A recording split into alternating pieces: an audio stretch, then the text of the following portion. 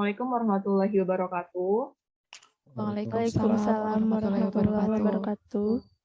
Sebelum kita membahas pada topik utama diskusi kita kali ini, sebelumnya perkenalkan, saya Herfiani Nur Hidayah dari instansi BPP Bantar Ujab.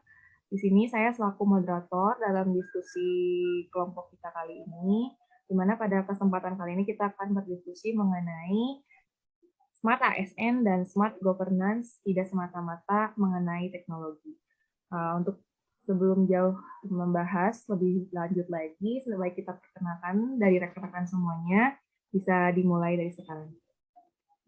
Baik, terima kasih atas waktunya. Halo teman-teman semua, nama saya Nisyana Raristanti, saya berdinas di UPTD Puskesmas Jatiwangi. Baiklah, perkenalkan nama saya Muhammad Wana Fajrin, unit kerja saya di Dinas Kesehatan Kabupaten Majalengka. Halo semuanya, perkenalkan nama saya Jasmine Lydia, saya bertugas di BKPSDM Kabupaten Majalengka. Baik.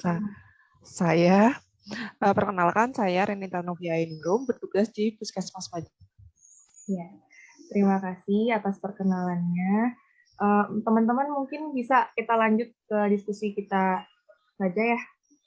Sebelum kita bahas lagi lebih dalam, saya ingin bertanya kepada teman-teman semuanya. Menurut teman-teman semua, apa sih yang dimaksud dengan Smart ASN ini? Baik, izin menjawab ya. Jadi kalau menurut saya, Smart ASN itu adalah pegawai dengan kompetensi, kinerja, dan profesionalisme yang tinggi, sehingga dia ini mampu beradaptasi dan semakin responsif terhadap perubahan, juga terhadap pencapaian tujuan organisasi atau instansi. Nah, Smart ASN ini adalah menjadi jawaban dari prioritas pembangunan untuk mewujudkan upaya birokrasi nasional, reformasi birokrasi. Seperti itu. Baik, terima kasih atas pendapatnya. Apa ada yang ingin berpendapat kembali? Izin berpendapat. Ya. Menurut saya, Smart ASN itu lebih ke sebuah konsep yang dibentuk dengan tujuan dapat mereformasi atau mengganti kultur ASN yang sudah ada sebelumnya. Di mana konsep ini dibentuk dengan isi yang telah disampaikan oleh Teh Rara sebelumnya. Harapannya dengan adanya konsep ini dapat menjadikan ASN di masa yang akan datang memiliki SDM yang lebih baik dari masa kini dan sebelumnya. Terima kasih. Baik, pendapatnya cukup menarik ya teman-teman. Karena pendapat mengenai Smart ASN sudah diulas. Lalu Smart Governance sendiri itu apa gitu? Deskripsi dari Smart Governance itu sendiri itu apa? Apa ada yang ingin menyampaikan di sini? Izin boleh berpendapat? Ya, silakan. Jadi menurut saya Smart Governance itu atau bisa dibilang tata kelola ya, tata kelola pemerintah yang cerdas, efektif, efisien, komunikatif, dan terus melakukan peningkatan kinerja birokrasi melalui inovasi dan adopsi teknologi yang terpadu yang bertujuan untuk mewujudkan peningkatan kinerja, baik itu pelayanan publik, kinerja birokrasi pemerintah, dan kinerja efisiensi kebijakan publik. Izin mau berpendapat juga. Jadi Smart Governance adalah tata kelola pemerintahan yang cerdas yang bertujuan untuk mewujudkan tata kelola pemerintahan yang baik, efektif, efisien, dan inklusif, dan terus berupaya meningkatkan kualitas kerja secara berkelanjutan melalui inovasi dari penggunaan teknologi dan informasi. Terima kasih teman-teman atas pendapatnya. Yang berarti Smart ASN dan Smart Governance sudah dipaparkan ya, apa deskripsinya, lalu apa pendapat kalian masing-masing mengenai Smart ASN dan Governance. Lalu apakah ada kaitan antara Smart ASN dengan Smart Governance ini? Ada yang bisa menjawabnya atau memberikan pendapatnya? Baik, izin berpendapat. Sesuai dengan yang disampaikan oleh rekan-rekan sebelumnya mengenai apa yang dimaksud dengan Smart ASN dan Smart Governance, tentu jelas ada kaitannya. Karena untuk mewujudkan Smart Governance, itulah Smart ASN atau ASN yang memiliki SDM yang luar biasa itu diperlukan. Nah, saya sependapat nih dengan saudara Fajrin bahwa tentu antara Smart ASN dan Smart governance sangat berkaitan erat karena salah satu aspek dalam smart governance sendiri adalah pemanfaatan teknologi informasi. Nah, di sini nih diperlukan ASN yang kompeten, terutama dalam teknologi informasi dan penguasaan IT. Nah, penguasaan IT ini tadi kan adalah salah satu karakteristik dari smart ASN sendiri kan ya? Gitu, menurut saya. Lalu kalau misalkan hal seperti itu ada kaitannya, lalu seberapa pentingkah penerapan smart governance ini di era sekarang? Gitu.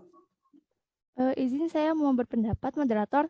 Ya. Menurut saya, penerapannya menjadi sangat penting di era digitalisasi saat ini. Smart governance mengupayakan partisipasi publik dalam penyelenggaraan pemerintah, serta mengupayakan efektivitas dan efisiensi pelayanan publik. Tentu kita tidak boleh tertinggal dong dalam hal digitalisasi dengan negara lain. Seperti itu. Betul. Berdasarkan dari pendapat teman-teman semuanya tadi, dikatakan bahwa terdapat kaitan antara smart ASN dengan smart governance. Berarti dalam mewujudkan smart governance, berarti diperlukan smart ASN tentunya kan, aparatur sipil negara yang smart, yang mampu beradaptasi dan integritasnya juga mumpuni ya kan. Lalu apakah dalam perwujudannya ini diperlukan digitalisasi itu penting gitu untuk diterapkan atau bagaimana? Menurut saya sih, karena melalui digitalisasi akan ada jaminan pada penerima layanan bahwa pelayanan yang dibutuhkan menjadi lebih tepat, lebih cepat, dan juga mendukung efisiensi biaya.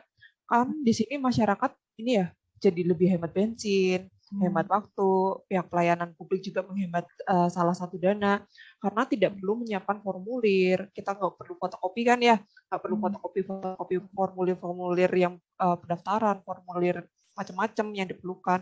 Kita cuman butuh HP, scan, habis itu kita kirim. Udah, selesai. Izin menambahkan mengenai tadi, penting nggak sih sebenarnya digitalisasi itu diterapkan? Saya setuju sekali dengan pendapat dari Saudari Renita. Memang betul adanya digitalisasi tentu juga akan meningkatkan pelayanan publik ya di berbagai kota atau wilayah, bahkan menjangkau dari wilayah yang paling jauh dari pusat kota sekalipun. Nah, kalau sudah seperti ini, pada akhirnya tujuan dari smart governance tadi, yaitu peningkatan pelayanan publik, itu bisa tercapai. Seperti itu. Saya mau berpendapat juga boleh? Boleh. Ya, saya setuju sama pendapat yang udah disampaikan oleh teman-teman. Tapi bagaimana dengan masyarakat yang masih gagap teknologi? Mereka belum bisa menggunakan teknologi dengan baik dan juga dengan lancar. Seperti pada generasi baby boomers yang lahir pada tahun 1946 sampai 1964, dan juga generasi X misalnya yang lahir pada tahun 1965 sampai 1980. Ya, betul. Hal ini juga penting untuk kita pertimbangkan ya, hambatan-hambatannya juga tidak semata-mata bahwa semuanya akan mulus-mulus saja ya begitu. Berarti tadi Teh Jasmine bilang bahwa ternyata masih ada beberapa yang mengalami hambatan gitu ya Teh ya? Iya, betul. Ada yang mau menanggapi? Izin menjawab? Oh iya, silakan. Iya, betul. Memang hal tersebut merupakan salah satu hambatan, tapi masih bisa diatasi dengan membantu mereka dalam penguasaan teknologi tersebut atau dapat diwakilkan serta dibantu dalam penggunaannya. Intinya tetap bisa didampingi dan diarahkan secara perlahan. Oh iya sih. Jadi memang baiknya dilakukan pengenalan terlebih dahulu mengenai teknologinya itu sendiri. Lalu dalam hal ini, pengoperasian device dan penggunaan aplikasi. Tapi tidak hanya sampai di situ. Dalam prosesnya tetap harus ada pendampingan agar proses digital tersebut tetap berlangsung secara langgeng atau berkelanjutan. Iya, tepat sekali. Ya, betul. Oke, berarti clear ya untuk masalah ini ternyata hambatannya masih bisa kita atasi, ya kan? Kemudian, apakah menurut teman-teman semuanya nih ya, digitalisasi ini itu apakah bisa diterapkan di semua aspek kehidupan kita atau di semua bidang yang kita geluti kan? Kita berbeda-beda bidang kan ya teman-teman. Apakah digitalisasi ini mampu gitu untuk diterapkan dan sesuai gitu dengan keadaan dan situasinya atau bagaimana? Baik, izin menjawab ya. Untuk masalah ini, tentu yang namanya smart government sendiri itu kan memang memerlukan teknologi ya untuk mendukung berjalannya proses pelayanan ataupun birokrasi. Jadi jelas di sini dibutuhkan teknologi. Dalam hal ini itu kita berbicara mengenai teknologi digital ya. Ini nantinya akan digunakan sebagai sarana untuk mengoneksikan antara pemberi layanan, dalam hal ini kita sebagai yang bekerja di pemerintahan, dengan penerima layanan atau masyarakat. Cuman menurut saya di sini tidak bisa penggunaan teknologi itu dipukul rata untuk semua kalangan kayak gitu.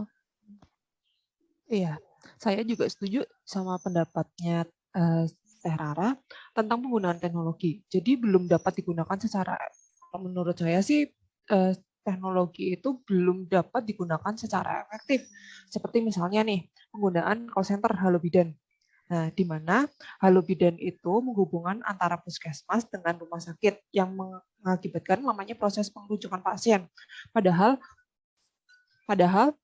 pasien yang kita rujuk itu kebanyakan kan adalah pasien yang gawat darurat ya, yang kita tidak dapat kita tangani di puskesmas dan harus segera dirujuk ke rumah sakit. Kita harus menunggu jawaban dari Halo Bidan dulu, baru kita dapat merujuk pasiennya.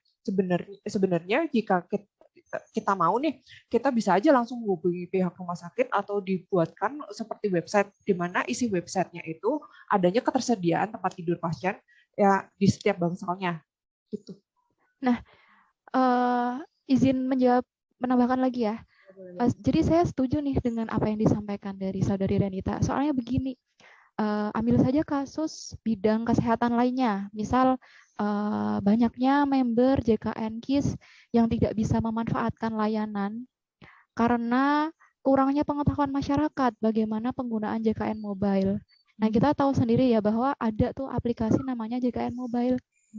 Nah, tidak semua pasien atau tidak semua masyarakat itu dapat langsung menyesuaikan teknologi.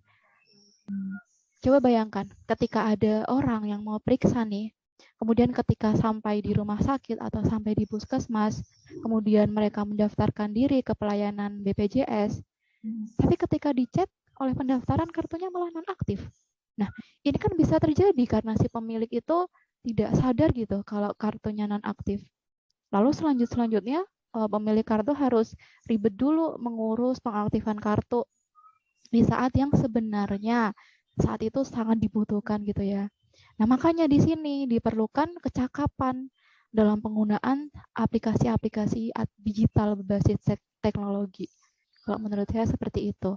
Baik, terima kasih teman-teman atas pendapatnya ya.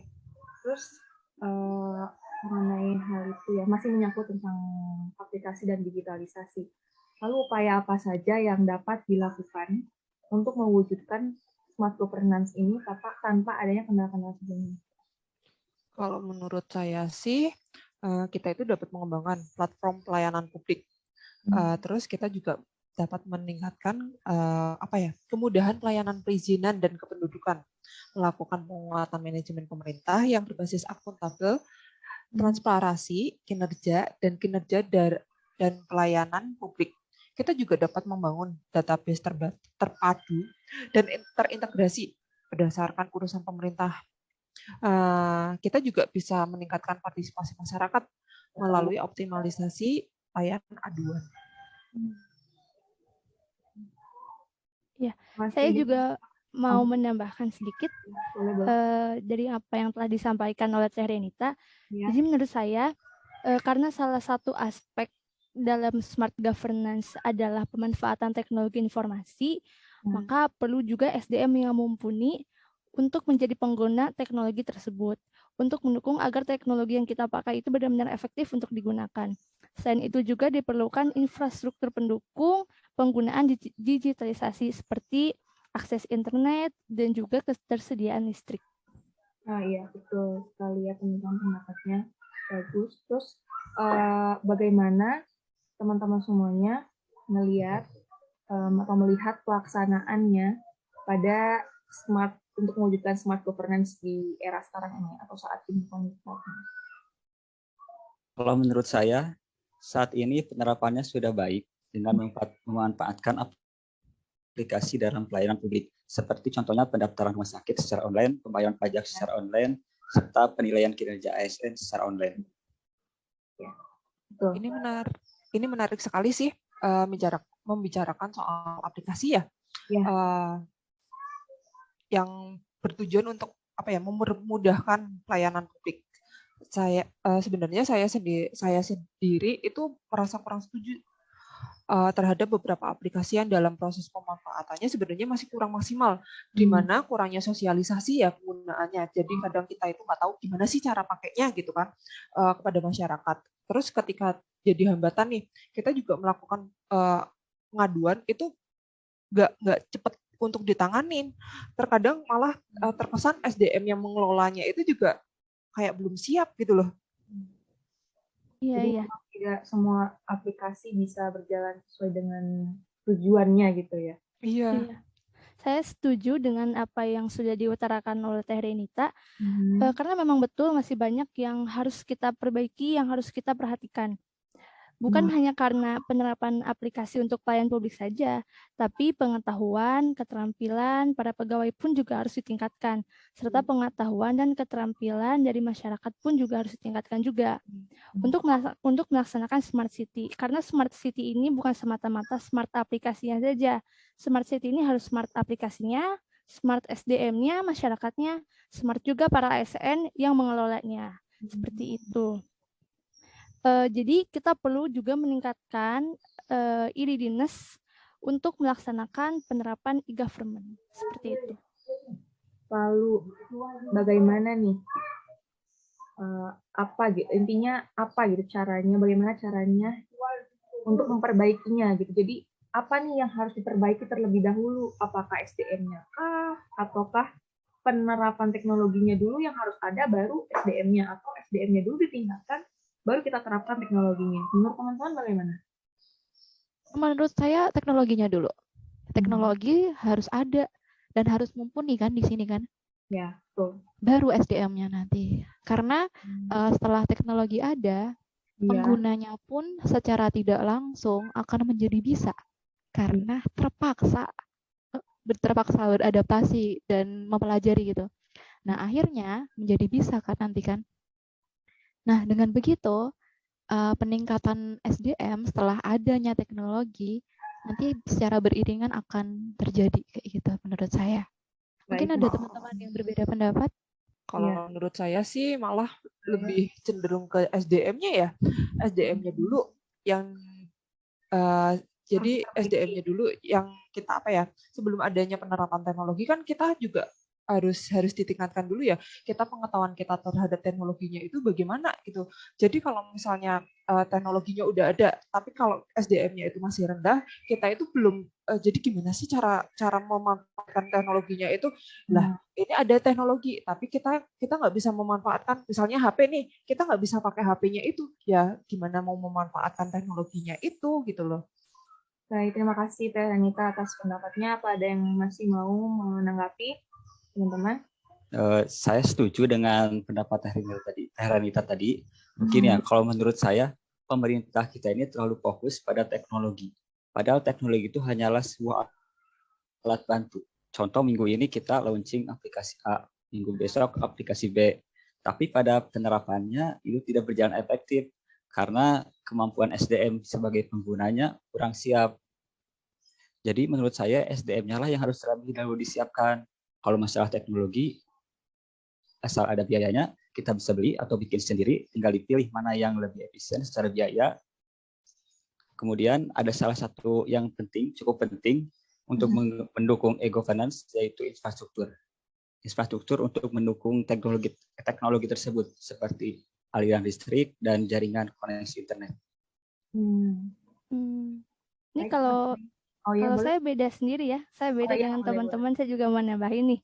Jadi menurut saya, hal yang pertama yang harus diperbaiki itu ya Teh ya, itu adalah dari sisi pemerintahnya sendiri. Kenapa? Karena kemarin saya pernah baca-baca dari jurnal Kominfo bahwa menyebutkan kegagalan penerapan e-government itu kebanyakan karena kurangnya pemahaman pemerintah terhadap e-readiness dalam penerapan e-government. Seperti itu. Jadi kalau misalkan pemerintah sudah paham betul nih gimana alurnya, gimana pendekatannya sesuai dengan konsep-konsep e-readiness ini, pasti nantinya penerapan e-government akan berjalan efektif dan efisien. Seperti itu.